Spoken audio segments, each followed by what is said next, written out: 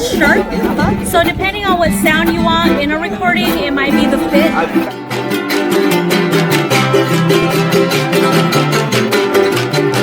But I took it to a fandango once, and fandangos will last like hours, right? And so I think after a while I was like...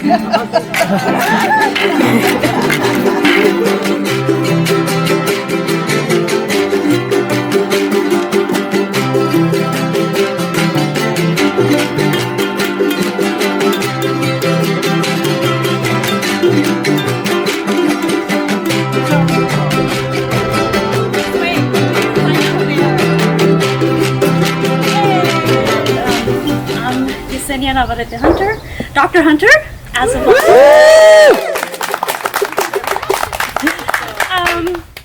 I'm a historian. I actually write about this place, and I love being in place. And when I wanted to show my art somewhere, I really wanted it to be in place, even though it seems like it is a very untraditional space to be in, to like showcase work.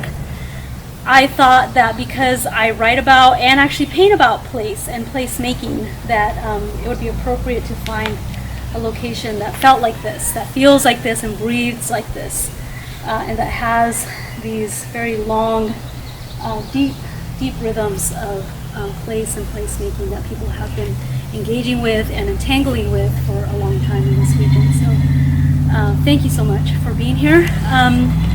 But I didn't want to show my work alone, because I am also a community artist. A lot of the pieces that you'll see that are paintings are not made by me. They're made by moments like these, where people come and hang out, and then they're like, oh, and I can paint something?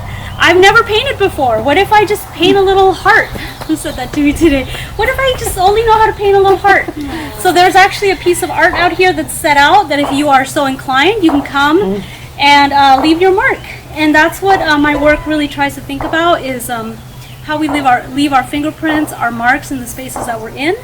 It's actually the way that I approach history. It's the way that I approach the study of this particular place. And when I think about all the multiple layers of people who have come through and into this region, so this is kind of emblematic of that. But I also wanted to show work with other artists that I really admire. One of them is Mo, who is here right in front of us. And thank you, Mo. Her work is actually not on display yet because we haven't found the projector. But if we get it set up, and if we don't get it set up, I'll send out a link so you guys can take a look at some of the really cool stuff that Mo's been doing digitally. And then we also have my brother, Raul Marquez. The way I got into metal sculpting is, like I was telling somebody here, you see pieces of metal, then I would say, well, why would people throw this away? Why would I throw this away? A lot of times people say, well, it's going to the landfill, but to me, metal, it's something else to me, because I see a piece and I see something, a figure that I can always add another piece of metal to it. Somebody was telling me I have a lot of stuff that has been sitting there for years, and when I start working on a piece of a sculpture, sometimes I don't even know what I'm gonna work on, but I have stuff there, and all of a sudden I take stuff out, and then I think of something that I can put together. So I get all my gear together, and I mean that's the way I start my sculptures. In mi manaimo Inknashwaniksha Wapanayat, in mi Wanikku Shapotemp Bessie Martinez. Good afternoon, my people. My Indian name is Wapanayat, and I'm Bessie Martinez.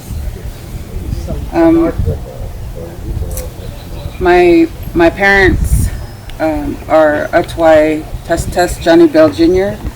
and my mother is Waikush Lucinda Talpakin Bill. We come from the So Happy family and from the Bills family. And my mom taught me a lot when I was a young girl. My father also was creative with beadwork and basket making with cedar bark And myself, I learned as a young girl, we did a lot of 4-H, so I learned how to sew. My mom is known for her sewing. This dress and underslip were made by her.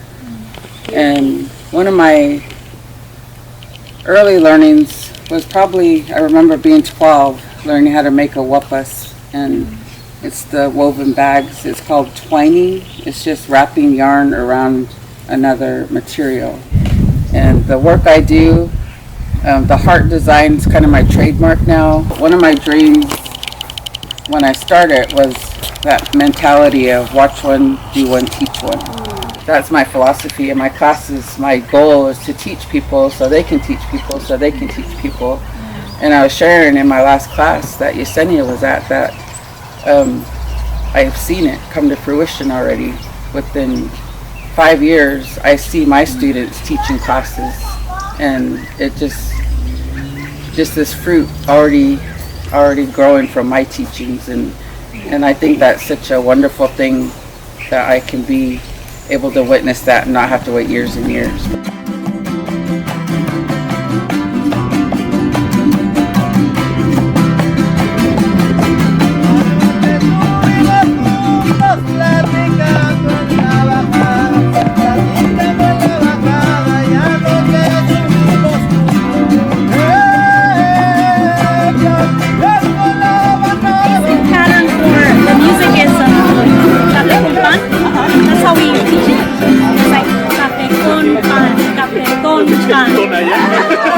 Pan, café con pan, café con pan, café con pan, café con pan.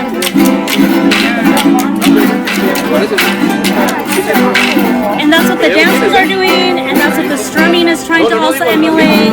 And so you kind of sync up, synchronize with the pan, café con pan, and then everyone locks in. And then you get that feeling of like, oh, euphoria, you know? Yeah.